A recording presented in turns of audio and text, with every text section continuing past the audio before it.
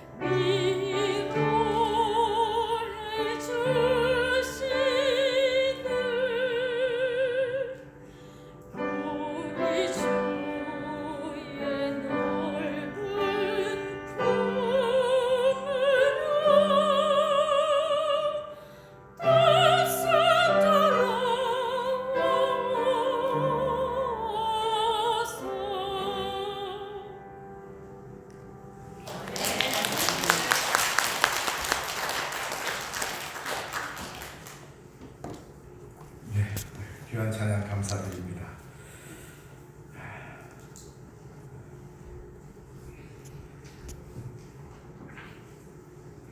예, 오늘 또 본문의 말씀하고도 또 관계가 있는 것고 감사드립니다.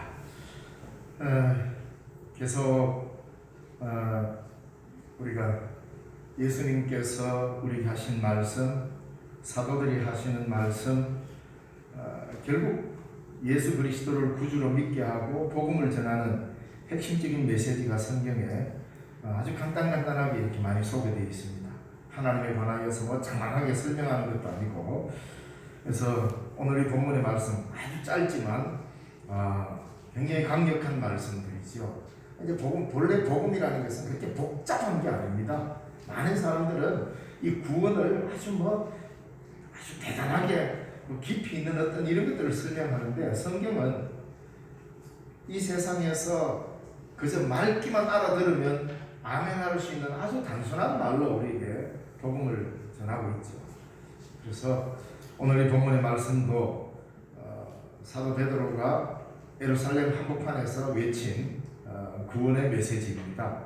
그래서 계속 지금 우리가 복음을 전할 때 전도용으로 쓰는 그러한 문구들, 성경에 나오는 구절들을 가지고 말씀을 전합니다. 아주 강력하고 간단한 말씀이지만 실제로 그 속에 기독교의 핵심적인 진리들이 다 들어있습니다. 그래서 오늘 이 본문의 말씀은 어떤 배경에서 나왔는지를 우리가 먼저 조금 알아야 합니다. 그래서 이 말씀이 힘있게 확 떨쳐나오게 된 배경이 바로 그 전에 예수 그리스도의 십자가 사건과 부활의 사건을 전제로 하고 있다는 것을 아셔야 합니다.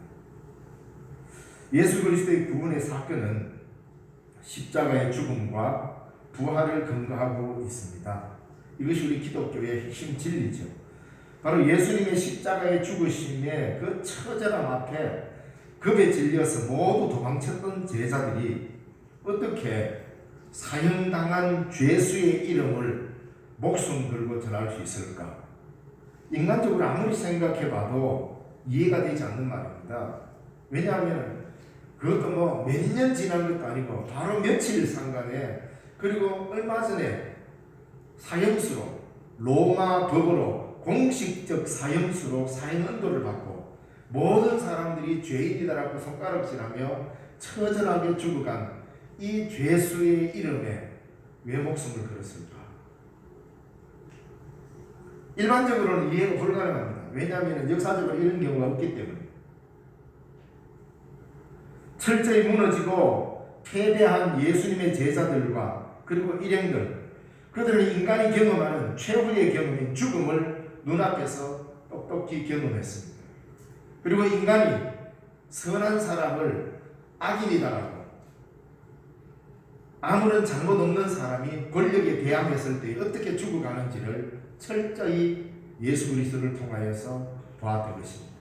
이런 의미에서 오늘날도 잘못 없는 사람을 권력의 힘이나 기득권의 힘을 이용해서 그 사람을 압살하거나 압박하는 것은 오늘 이 시대의 그리스도의 정신을 훼손시키는 것이죠.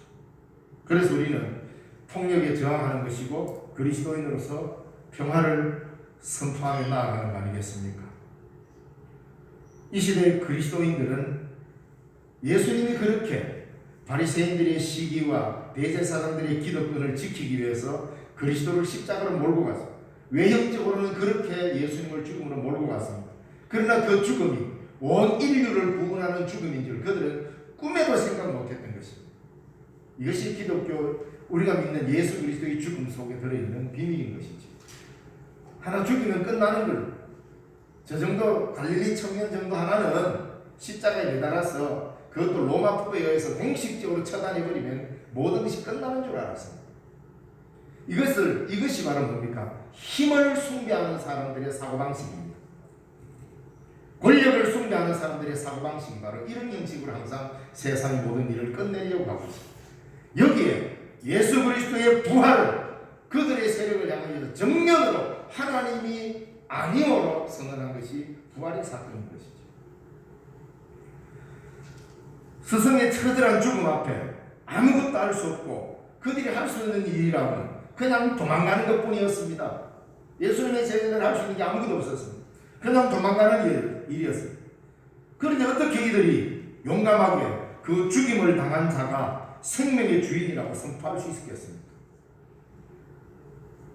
그냥 우리는 성경에 그런 기록되어 있으니까 쭉 읽어 내려가니까 별로 아무 문제 제기하지 않고 그렇구나, 예수님 죽었구나, 다시 살아났구나, 제자들이 부활을 증거하고 전도해서 교회가 생겼구나, 그냥 아무런 감각 없이 그냥 일반적인 이야기식으로 쭉 그냥 읽어 내려가면 이 속에 있는 기독교의 놀라운 비밀들을 다 잃어버리게 됩니다.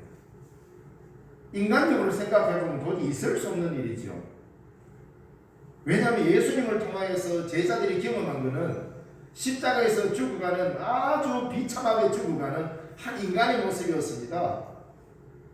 그래서 더 이상 우리가 예수님 이름을 입에 오르내렸다가는 우리도 적벌 당하겠구나 하고 그냥 다 내뺀 겁니다.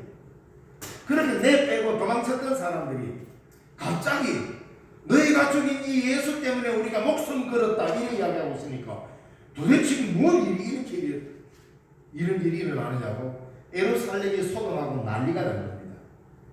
그 속에는 인간의 역사로 감지되지 않는 하나님의 은혜라고 놀라운 성령의 역사가 있었고 그리스도의 부활의 역사가 있었죠. 바로 이 사건으로 통하여 오늘 우리의 교회가 기반하고 있다는 것을 아셔야 합니다. 부활의 사건을 온 세상 모든 사람들에게 다 보여질 필요는 없습니다. 예수님이 부활하셔가지고 하늘 높이 올리셔가지고 이 예루살렘 것들아 똑똑히 봐라, 내가 다시 살아났다, 너희들이 나를 죽였지만 나 이렇게 살아났어, 이제 너희들 다 끝났어, 뭐 이렇게 많은 사람들 앞에 자랑하거나 그렇게 부활을 내보일 이유는 하나도 없습니다. 단지 예수님의 부활은 제자들 몇 명과 그리고 성천하실 때 500여 명의 예수님을 따르던 자들, 이 정도만 해도 충분합니다. 왜? 이제는 그 부활이 이들의 정은과 함께 살아서 성령의 놀라우신 은혜로 우리에게 증거되면서 이 부활이 우리에게 증거되기 시작했고 전도의 메시지로 전해지게 된 것입니다. 바로 그 예수 그리스도의 부활의 놀라운 은혜의 증거가 어떻게 선포되느냐? 누구든지 주의 이름을 부르는 자는 구원을 얻을 것이다. 아무리 생각해봐도 사실 이 말은 그 당시 로마의 권력자 앞에서는 이게 말도 안 되는 겁니다. 왜? 누가 구원 얻은 백성입니까? 그 당시에는 로마 시민이 되는 게 구원입니다. 로마 시민으로서 모든 기득권을 누리고 모든 권력을 붙잡는 게 그게 구원이었습니다. 인간 구원입니다. 그래서 로마의 정치는 하나의 종교화되어 있었던 것이죠. 그래서 로마인이 되려고 하고 로마 시민권을 얻으려고 얼마나 많은 노력을 하는지 모릅니다. 근데 그들 앞에서 누구든지 주의 이름을 부르는 자는 구원을 얻으리라, 이게 말빨이 쓰겠습니까? 그리고 그것은 십자가에서 자기네들이 못 박아 죽인 그 예수의 이름에다가 구원을 이야기하고 있으니까 사실 말이 안 되는 것 같아요. 예수님의 부활, 이것은 이제는 눈으로 확인하는 이 차원을 넘어서서 제자들의 놀라우신 증거로 통하여서 성령과 함께 이 역사를 이루어가기 시작했습니다. 인간의 확인을 넘어서 하나님의 특별하고도 유일한 사건이었던 것입니다. 역사적인 사건으로 이 땅에 일어났지만 이 역사를 꿰뚫고 들어온 하나님의 유일한 사건이 부활 사건입니다. 부활은 우리가 인류가 역사적으로 반복해서 경험할 수 있는 일반적 사건이 아닙니다. 매번 부활주일날 우리가 부활절 예배를 드리는 이 일이 얼마나 놀라운 일인지를 알아야 하는 것이죠. 그래서 예수님 부활했다, 단순히 2000년 전에 예수님이 죽었다가 다시 살아났구나, 그래서 이런 한 분의 어떤 소생을 이야기하는 게 아닙니다. 이 부활을 경험했던 제자들의 그 놀라운 정은 속에는 단순히 죽었다가 다시 생명이 돌아와서 살아난 그런 소생의 차원을 이야기하는 것이 아니고, 이제는 인간을 짓누르고 있는 가장 강력한 세력인 모든 인간은 죽음 앞에 공평합니다. 어느 누구도 여기 비켜갈 수 없습니다. 그런데 그 죽음을 극복해버리는 새로운 역사가 인간 역사로 침입해 들어왔다는 겁니다. 하나님의 은총으로. 이것을 경험한 제자들의 선언이 부활 예수를 증거하는 것입니다. 그런데 이 역사에 전무후무한 일이 일어났습니다. 왜? 인간은 지금까지 부활을 경험한 적이 없습니다. 예수 그리스도를 통하여 유일회적으로 이 부활의 사건이 이루어진 것이지. 그러니까 하나님의 놀라운 초월적인 사건이 인간의 역사를 꿰뚫고 들어와 버린 겁니다. 이게 예수 그리스도를 통하여 다 이루어졌습니다. 성육신 사건부터 부활의 사건까지. 그래서 이 놀라운 부활을 경험한 예수님의 제자들이, 특히 베드로가 예수님을 죽음으로 몰고 간 도시, 바로 그 도시 한복판 예루살렘에서 담대히 외칩니다. 유대인들과 예루살렘에 사는 모든 사람들아, 이 일을 알게 할 것이니 내 말에 귀를 기울이라. 우리는 지금 술이 취한 것이 아니고 선지자 요엘이 예언한 대로 마지막을 사는 사람들이 되어버렸다는 겁니다. 하나님이 그리스도를 부활시킴으로 인하여, 그리스도의 부활로 통하여 이제는 인간의 역사의 종지부락과는 죽음을 끝장내버리고 전혀 새로운 역사를 쓰게 됐다. 하나님의 역사가 드디어 시작됐다. 인간의 역사는 드디어 종말을 보였다. 드디어 말세가 되어버렸다. 이 말을 이야기합니다. 그러나 여전히 인류의 역사는 진행되고 있습니다. 인류의 역사는 진행되고 있지만 그리스도의 부활에 참여한 자는 이 시대를 종말을 하고 전혀 새로운 삶으로, 새로운 나라로, 새로운 세계로 들어가는 부활을 경험하는 시대가 되었다. 그래서 베드로 사도는 마지막을 선언하게 된 것입니다. 이제 여러분은 마지막을 사는 사람이 되었습니다. 왜? 예수 그리스도의 부활을 받아들일 것인가? 그를 구주로 믿고 그 부활을 받아들이게 되면 지금 이것이 여러분 앞에 지금 선포되고 있는데, 즉 복음이 선포된다는 것은 지금이 마지막이라는 말이에요. 지금까지 인간의 삶을 짓누르는 모든 것들을 다 물리치고 그리스도의 부활의 소식을 받아들이는 순간 세상은 종말을 구할 것이고 우리는 여전히 세상에 살지만 부활 속으로 들어가는 부활의 삶을 살게 될 것이다. 이 길이 그리스도로 인하여서 우리에게 열려져 버렸다는 거예요. 그전에는, 부활이 있기 이전에는 새로운 시대가 도래하지 않았다. 왜? 하나님의 초월적인 부활의 놀라운 은혜가 이 역사를 꿰뚫고 우리 가운데 현실이 되어버렸다. 여기에 참여하는, 이게 바로 지금 베드로 사도가 예루살렘 한가운데 서서 선포하고 있는 복음의 내용입니다. 얼마나 놀랍습니까? 왜? 예수님을 십자가에 못 박아 죽인 그 도시 한가운데 서가지고 예수님을 죽이고 제자들을 무시하고 제자들을 내팽개치던 그 도시 한복판에 이제는 숨지도 않고 당당히 서서 주 예수를 믿으라 외쳤던 사람들이고, 누구든지 주의 이름을 부르는 자는 구원을 얻으리라, 이 선언을 하고 있는 것입니다. 그래서 사람들이, 쟤들이 돌지 않고는 저렇게 할 수 없다, 이 결론이 나온 거 아닙니까? 쟤들이 술 안 먹고는 저희를 맨정신에는 못할 텐데, 이거 아닙니까? 그래서 뭐 낮부터 술에 취했는가 보다. 사람들의 경험에 비추어서 생각해 볼 때는 제자들은 그저 술 취한 것 뿐입니다. 우주의 대낮부터 저렇게 술에 취해서 저런 헛소리를 다 하고 있노. 이게 처음 복음이 받았던 환영의식입니다. 다시 말하면 오늘 우리가 예수 그리스도의 부활을 경험하고 이 세상 한가운데서 그리스도의 복음을 선포하면 세상으로부터 우리가 들리는 소식은 참 기독교 믿을만 하구나, 대단한 종교구나, 야 역시 교회야, 이럴 것 같습니까?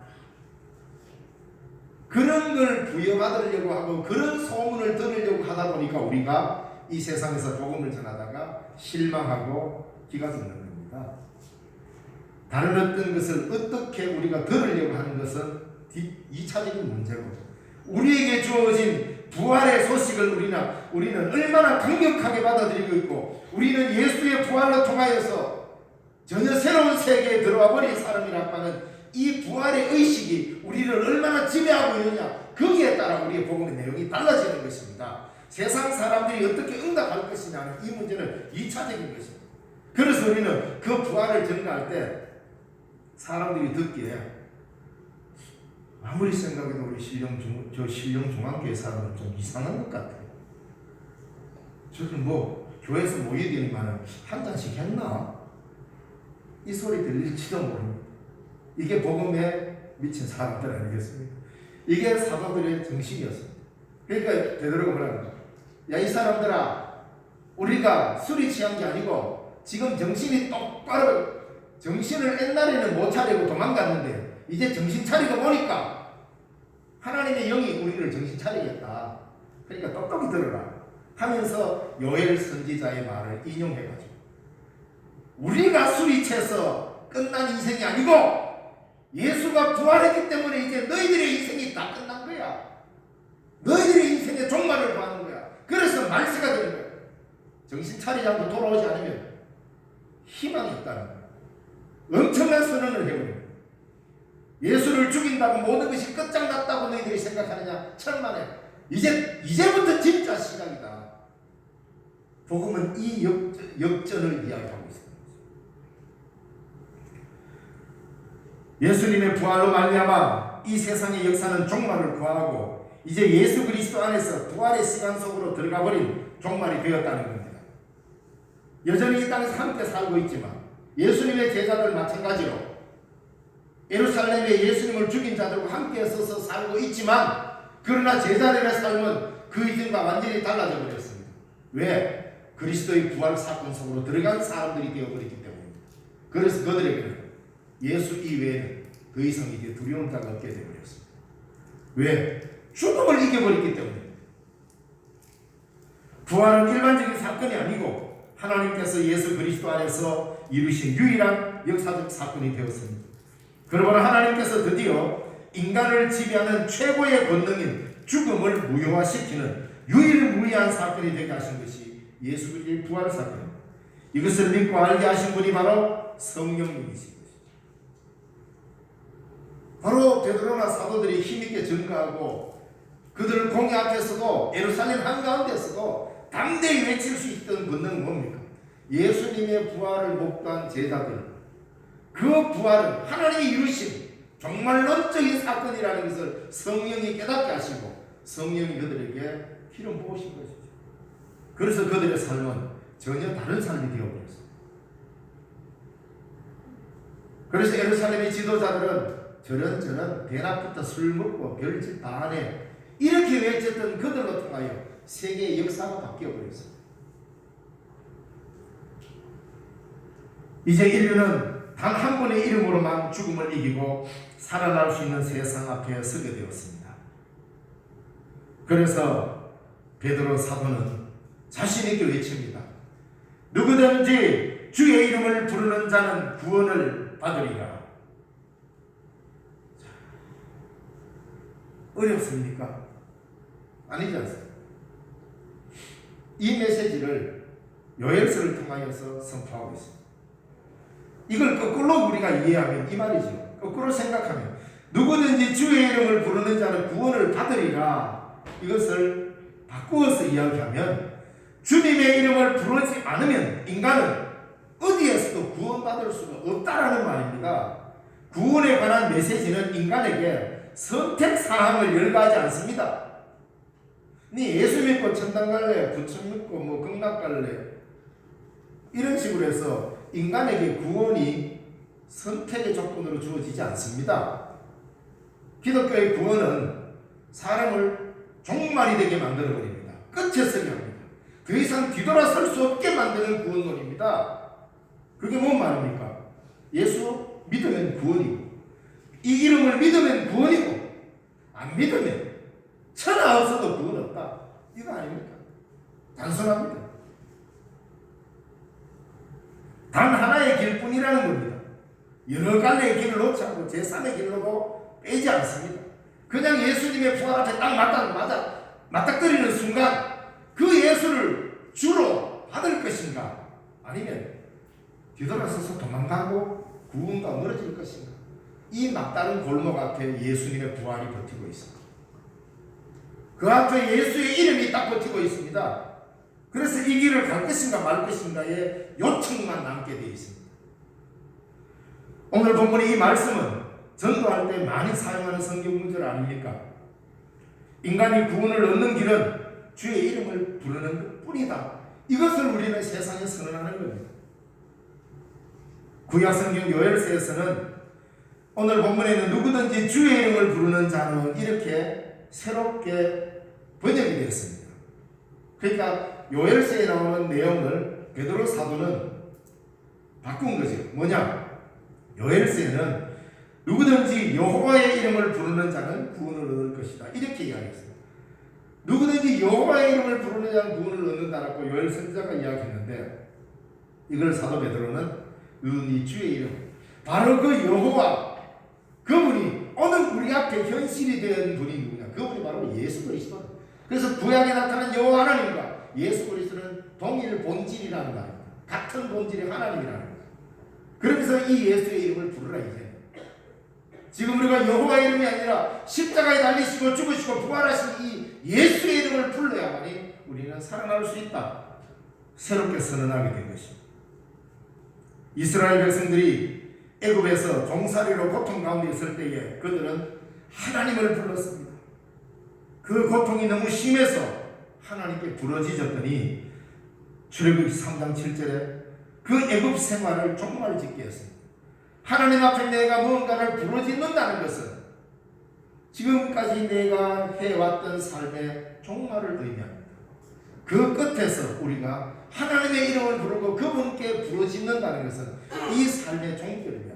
새로운 삶으로 이어져 왔습니다. 그래서 이스라엘 백성들은 하나님께 부러지면서 그들은 애굽 생활이 아닌 광야 생활로 이어지고 자유민으로 나오게 된 것입니다. 이게 구원입니다.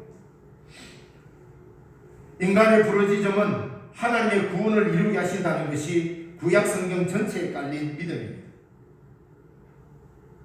그러면서 우리가 수요일마다 지금 사사기를 공부하고 말씀을 나누고 있는데, 사사기에 보면 이 이스라엘이 계속 반복해서 죄를 짓습니다. 죄짓고 하나님께 호소하다가 또 부름받고 또 다시 살아나고 평화를 누리다가 또 죄짓고 또 아이고 하나님 못 살겠습니다 하고 부르짖고, 이 생활이 계속 반복되잖아요. 근데 신기한 것은 이런 반복되는 죄악 가운데서도 하나님을 향해 부르짖기만 하면 하나님은 구원을 베푸시는 사사들을 세워주셨다는 거예요. 그래서 생각합니다. 참 우리 하나님은 별도 없나? 한두 번도 아니고, 이거 뭐 조금만 지나면 잘 살만 하면 이삭 부리고 가나안 신 섬기고 바알 신 섬기다가 고난이 오면 아이고 하나님 죽겠습니다 하니까 또 하나님이 그래 하고 하나님의 이름을 부르니까 또 사사들 세우고 구원해주고, 또 태평성대가 되니까 또 사람들이 이삭 부고 또 하나님 떠나고, 또 하나님이 그들에게 이방 나라로 침략하니까 아이고 하나님 못 살겠습니다 하니까 또 하나님이 알았다 하고 또 처리해주고. 사사기 읽어보면 뭐 이런 사람들이 다 있을까 하고 인간적으로 솔직히 성질이 날 때도 있을 겁니다. 그런데 여러분 가만히 들여다보면 그 사람들이 바로 우리들입니다. 뭐 대단한 것 같지만 우리도 뭔가 조금만 좋으면 기분 좋아가 생각이 나고 마치 천당에 온 것처럼 살다가 조금만 힘들고 누군가가 내 신기 건드리고 자존심 건드리면 뭐 예수고 뭐고 없습니다. 그냥 나오는 대로 막 그냥 해버리잖아요. 그러다가 아이고야 내가 이 캔죄를 짓구나 하고 또 자신을 또 추스리다가 다시금 경건을 유지를 하다가 또 뭐 일이 터지면 이 일이 인간이 바로 그래서 사사기에서는 이스라엘 백성들의 죄악 상태를 고발하는 게 아니라 인간이 어떤지를, 인간이 어떤 존재인지를 설명해 주고 있습니다. 하나님은 그걸 아시기 때문에 야 너희들 한 번도 아니고 두 번도 아니고 세 번도 아니고 네 번도 아니고 지금 도대체 몇 번이야? 이렇게 말씀하시지 않았습니다. 매번 그들이 고통 때문에 힘겨워서 아이고 하나님 못 살겠습니다 우리 좀 살려주이소 하면 하나님은 마치 그걸 처음 듣는 양 알았다 하고 사사를 보내가 싹 정리해 주셨어요. 구약에서도 하나님은 전적인 은혜의 하나님입니다. 율법의 하나님이 아니십니다. 그렇게 다가온 거예요. 근데 그걸 우리는 인간적인 계산으로 아이고 그래도 사람이 체면이 있지, 아이고 지난번에도 그랬고 지난번에도 내가 아무리 생각이 지금 한 5번째 6번째는 되는 것 같다. 그런데 내가 이제 의에 또 체면이 있지 하나님 앞에 의에 이번에도 봐달라 하면 뭐 아이 내가 알아서 하지 그게 인간의 교만이라는 겁니다. 하나님 은혜에 전적으로 기대지 않는 인간의 교만. 왜? 내 생각대로 하나님을 믿는 겁니다.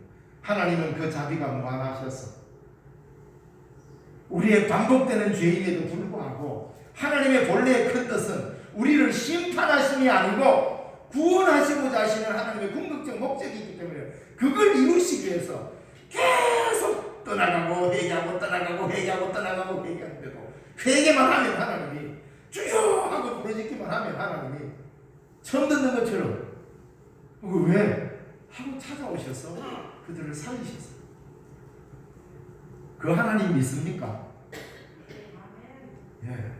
거기에는 어떤 의미가 들어있습니까? 그 하나님을 우리가 믿는다면, 우리를 끊임없이 그렇게 용서하시는 하나님을 우리가 믿는다면, 우리의 형제 자매 중에 누군가가 내게 반복되는 실수를 하더라도 용서해주라는 내용까지 들어있는 겁니다.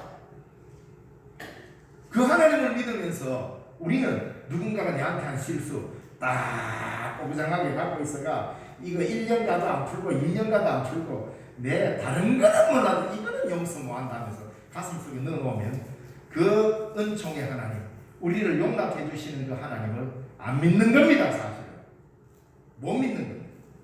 왜? 그 은혜 속에 내가 그 은혜를 모르기 때문에. 나는 끊임없이 용서받았는데 나는 용서 못 해줍니다. 예수님의 비유 속에서도 나오지 않습니까? 1만 달란트 빚진 자가 다 탕감받았는데, 아니 100데나리온 하루 품삯 평생을 벌어도 다 못 벌 돈을 탕감받았는데 하루 품삯 내한테 빚진 자 붙잡아놓고 니 왜 안 갚나?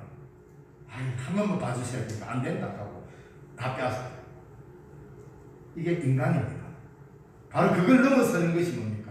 주의 이름을 부르며 내 삶을 주님께로 넘기는 길. 이게 신앙의 길입니다. 그래서 오늘 이 본문에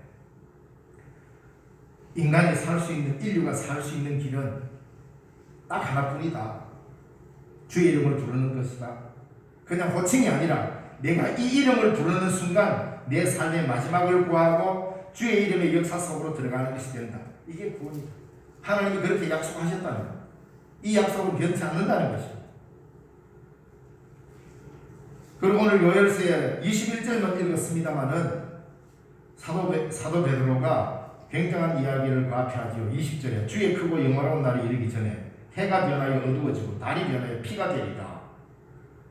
뭐 대단히 무섭고 막 무시무시한 해가, 그러니까 해가 변하여 어두워져 버렸다. 빛을 잃었다. 달이 변하여 피가 됐다. 아, 우리가 종말이 다 돼가면 태양이 빛을 잃고 달이 피가 되어버리는구나. 자연과학적으로 우리는 생각해버립니다. 왜? 그런 시대에 살고 있거든요. 우리 알게 모르게 지금 시대에 살아가는 사람들은 예수님 시대 때 이때 사람들보다도 훨씬 발달한 자연과학적 사고를 하고 있는 거예요. 그 사고를 지금 성경을 읽어버리면 이게 답이 없습니다. 그래서 오늘 이 본문에 주의 크고 영화로운 날, 하나님의 날, 구원의 날이 이르기 전에 해가 변하고 달이 변하고 피가 되리라. 뭘 말합니까? 이 당시 해와 달은 몇 가지로 의미가 담겨 있습니다. 첫째, 인간에게 연한과 때를 알려주는 해와 달의 시간이라는 말입니다. 해와 달로 인하여서 인간은 시간을 계산하고 시대를 살아갑니다. 그래서 모든 때와 시의 근거를 해와 달이가 두었던 거죠. 이건 뭔 말입니까? 인간의 역사를 이야기합니다. 오늘날로 좀 유식한 말로 하면 해와 달이 피가 되고 어두워져 버렸다. 더 이상 인간에게 시간과 때, 파종할 때, 거둘 때, 이런 때에 대한 인간의 일반적인 역사를 더 이상 무효화시켜버렸다. 이 말입니다. 즉 인간의 시간이 끝나고 주의 이름에 새로운 시대가 열린다는 이 말입니다. 너희들이 지금까지 해와 달에 의지해서 모든 걸 계산하고 그것과 의지해서 살아왔던 모든 시대는 주 예수의 이름 앞에 끝장나 버렸다는 겁니다. 이제 인간의 역사가 종말을 구하는 지금 주님의 이름만이 유일한 생명의 길이 된다고 선하는 겁니다.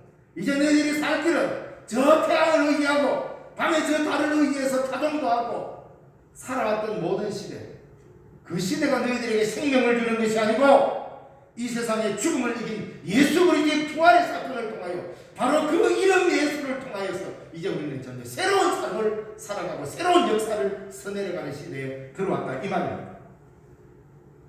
고대 사회 사람들은 해와 달은 인간에게 생명을 준다는 고대인의 믿음이 여기에 깃들어 있습니다. 둘째로. 왜? 사실은 해와 달 때문에 인간은 곡식도 파종하고 세상 만물이 약동하면서 살아가니까 그리스 신이든 로마 신화이든 최고의 신은 태양신입니다. 마찬가지로 애굽의 신도 마찬가지로 파라오, 즉 바로죠. 그것도 파라오도 뭡니까? 태양신의 아들입니다. 태양은 만물을 약동하고 생명을 주는 근거라고 그들은 이해하고 있었습니다. 그런데 그것이 어두워져 버렸습니다. 달, 이것은 만물을 잉태케 하는 생명의 근원으로 고대인들은 또한 이해합니다. 바로 이런 시대, 이제는 이런 걸로 이해해서 시대를 이해하고 인간에게 생명을 부여해준다고 하는 이 모든 역사적인 근거는 이제는 예수의 부활 앞에 다 상실을 해버립니다. 결국 이 땅의 생명은 누구로 오느냐? 예수의 이름으로 온다. 이게 베드로 사도가 외친 복음의 핵심인 겁니다. 그럼 우리는 그걸 아멘으로 받고 이걸 믿는 사람들 아닙니다. 그래서 그리스도인은 이 세상을 전혀 새로운 시각으로, 즉 예수 그리스도의 부활이라고 하는 이 사건을 통하여서 온 세상을 해석하는 능력을 갖게 된 겁니다. 그 능력 어디에서 옵니까? 예수 이름을 부를 때 오는 겁니다. 지금 저와 여러분은 그렇게 서 있는 사람들이에요. 그냥 사람들이 아니란 말이에요. 물론 해 아래, 달 아래 살고는 있지만 이제는 해와 달에 의해서 이루어져가는 역사의 시대는 끝났다. 그리스도의 부활의 새로운 역사가 세워졌다. 예수 이름을 부르고 그 안으로 들어오라. 야, 여러분 2000년 전에 이렇게 선언했다는 게 여러분 이해가 됩니까? 복음의 내용이 이렇게 우렁차게 예루살렘 한복판에 이렇게 선포되었다는 게 이게 믿어지냐고요. 놀랍지 않습니까? 하나님의 성령은 어마어마하게 이렇게 선언하기 시작했어요. 이 이름이 오늘 사라지지 않고 저와 여러분에게 선포되어 그리스도인이 되겠다는 겁니다. 사랑하는 성도 여러분, 베드로 사도가 이렇게 힘주어 외치는 이 말씀이 정말 우리는 실감하고 있는가 하는 게 문제입니다. 옆에 친구 부르듯이 그렇게 부르는 것을 말하는 게 아닙니다. 이 이름을 놓치는 순간 빛을 잃어가는 해와 달의 역사 안에 갇히게 된다는 겁니다. 다시 말하면 예수 이름 붙잡지 않으면 피조물의 빛 아래 우리는 그냥 들어가 버리고 만다는 겁니다. 피조물의 빛 아래 그들과 함께 사라지는 인생이 될 뿐이다. 그런데 다시 살아나신 부활의 주 예수 이름 앞으로 다시 나오라, 이 말인 것입니다. 예수 이름 붙잡지 않으면, 그 이름 앞에 나오지 않으면 우리는 이 세상에 점점 빛을 잃어가는 이 역사, 이제는 더 이상 사람에게 새로운 생명을 부여할 수 없는 인간의 역사인 태양과 달의 역사 속에 함몰되어가는 인간을 그냥 살 것인가, 아니면 새로운 생명으로 부여해주는 부활의 역사로 우리에게 나온 예수 이름 앞으로 살아갈 것인가, 이 양당 간의 결정을 내려라. 그러면서 답을 줍니다. 누구든지 주의 이름을 부르는 자는 구원을 받으리라. 구원이 뭡니까? 해와 달로 인하여 생명을 이어간다는 피조물 안으로 살아가는 이 삶의 연장에 있던 우리를 예수 이름으로 끌어내는 게, 그리고 전혀 새로운 세상으로 살아가도록 끌어내는 게 이게 구원인 것입니다. 그래서 주의 이름을 부르는 자는 구원을 받으리라 하시는 놀라운 선언이 된 것입니다. 광야에서 모세가 구리뱀을 만들어서 높이 매달고 불뱀에 물린 자 누구든지 쳐다보는 자는 살고 보지 않는 자는 다 죽게 되었다는 민수기 21장의 내용을 우리는 잘 압니다. 지금 죽음의 그림자가 음습해 오는데 살아날 수 있는 길은 딱 하나, 목뱀을 쳐다보는 것뿐이었습니다. 목뱀 자체에 어떤 해독 성분이 있는 것도 아니고 그 뱀을 만들었던 모세에게도 마법적 힘이 있는 것도 아닙니다. 단 하나, 하나님의 약속을 세우는 것이었고 순종으로 살아나는 것이었습니다.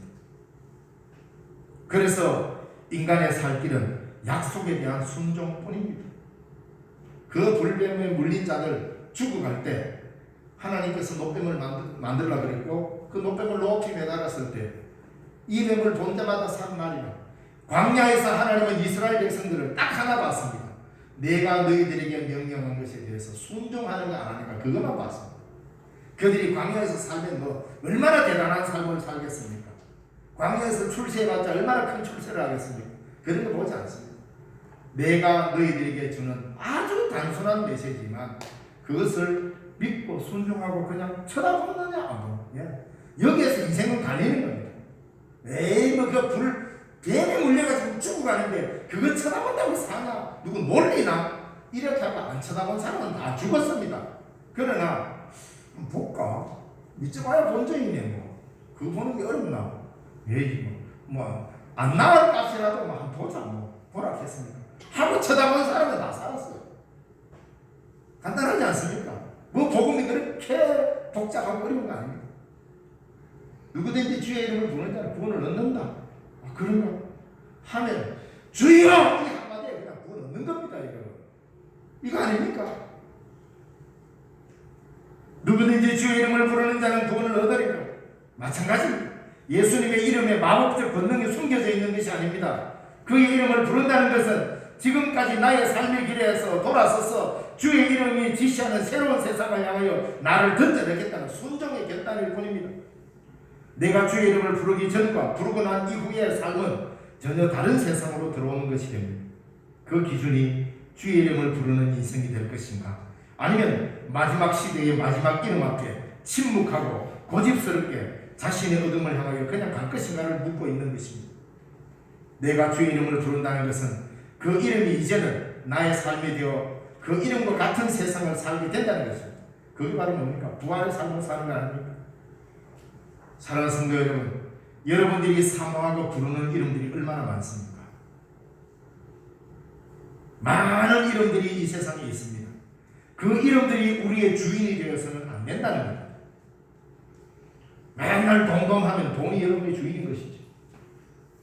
권력을 이야기하면 권력이 여러분의 주인이 되는 것입니다. 이 세상에서 우리가 부르는 많은 이름들 가운데 내 주인으로 삼을 이름은 주 예수 그리스도, 이분 한 분이어야 하는 것입니다. 오직 주 예수님만이 우리들의 주인으로 불려져야 하는 거 아닙니까? 그렇지 않으면 우리는 해와 달의 역사 속으로 빛을 잃어가는 세상에 그냥 머물러 버리는 사람입니다. 주여, 주여, 이 한마디에는 많은 것이 걸려 있습니다. 이제는 내가 다른 것을 나의 주인으로 삼지 않으리라는 결단이기도 합니다. 예수님을 향해, 아버지 하나님을 향해 주여 하는 순간 우리 자신은 주인이 바뀌어버리므로 결국 내가 스스로 주인으로 살았던 지난날의 삶의 마지막을 살게 되는 것입니다. 그러므로 예수의 이름이 마지막 시대의 마지막 이름인 것입니다. 예수님의 이름이 죽음을 이기는 구원의 유일한 이름입니다. 그분의 이름이 내 입술로 불려지고 선포된다는 것은 우리의 능력을 뛰어넘는 하나님의 은혜의 사건이라는 것입니다. 구원을 향한 우리의 마지막 한마디, 주여. 내 저 밑바닥에서 끓어오르는 한마디, 주여. 누구든지 주의 이름을 부르는 자는 구원을 얻으리라. 이 믿음 가지고 성경에 이렇게 기록되어 있으니, 사도들이 이렇게 불러라고 했으니 내가 다른 이름을 못 부르겠고 주여 하고 부르짖는 이 한마디, 이게 바로 구원을 향한 우리의 마지막 한마디 아니겠습니까? 수많은 주문을 외워야 하고 신비한 세계의 비밀을 알아야 구원 얻는 것이 아니라 주여, 이 한마디면 충분합니다. 이 한마디를 세상 사람들이 외치도록 만들어가는 사람들이 그리스도인이요 제자된 우리요 오늘 우리들의 교회인 것입니다. 죽음의 멸망이 지배하는 세상에서 생명의 부활로 구원에 이르게 하는 유일한 그 이름 예수 그리스도, 이 이름을 부르는 자마다 그 누구든지 생명의 부활로 다시 살아나는 구원의 은혜를 얻게 될 것입니다. 이 놀라운 복음을 우리는 갖고 있습니다. 그래서 우리는 세상을 향하여 외칩니다.